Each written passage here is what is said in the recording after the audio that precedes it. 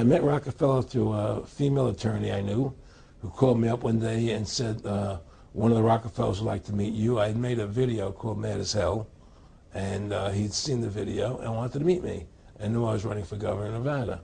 So sure, I'd love to meet him. And I met him and I liked him, and he was a very, very smart man. And we used to talk and share ideas and thoughts. And he's the one who told me 11 months before 9/11 ever happened that there was going to be an event. Never told me what the event was going to be, but there was going to be an event. And out of that event, we were going to invade Afghanistan to run pipelines from the Caspian Sea. We were going to invade Iraq, you know, to take over the oil fields, establish a base in the Middle East, and make it all part of the New World Order. And we'd go after Chavez in Venezuela. And sure enough, later 9/11 happened. And I remember he was telling me how how you're going to see soldiers looking in caves for people in Afghanistan and Pakistan and all these places. And there's going to be this war on terror, which is no real enemy. And the whole thing is a giant hoax, you know, but it's a way for the government to take over the American people. He told you it was going to be a hoax. Oh, yeah. Oh, yeah. There's no question. He says, there's going to be war on terror. And he's just laughing. There's no, who are we fighting? I mean, why do you think 9/11 happened and then nothing's happened since then? Do you think that our security is so great here that these people who pulled off 9/11, who were able to, can't knock down another plane? Come on, it's ridiculous.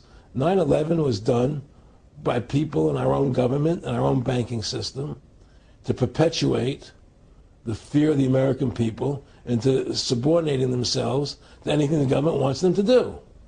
That's what it's about, and to create this war, this endless war on terror. And that's why and that was the first lie. And the next lie was going into Iraq, you know, to get Saddam Hussein out with his weapons of mass destruction. That was the next lie. Now, specifically, this was a little over 6 years ago? This was 11 months before 9/11. Yeah. And Nick Rockefeller, he's a lawyer.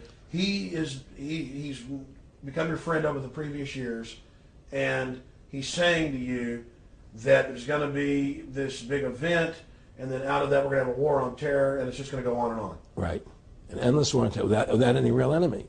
That you can never, so you can never define a winner. And did he say that it's going to be perfect because you can't define an enemy? It just goes on and on. Yeah, because you can't define a winner. There's no one who's on to beat, so it goes on and on forever.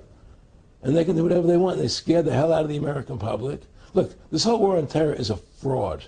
It's a farce. It's very difficult to say it out loud because people are intimidated against saying it. Because if you say it, they want to make you into a nutcase. But the truth has to come out. That's why I'm doing this interview. The fact of the matter happens to be that the whole war on terror is a fraud. It's a farce.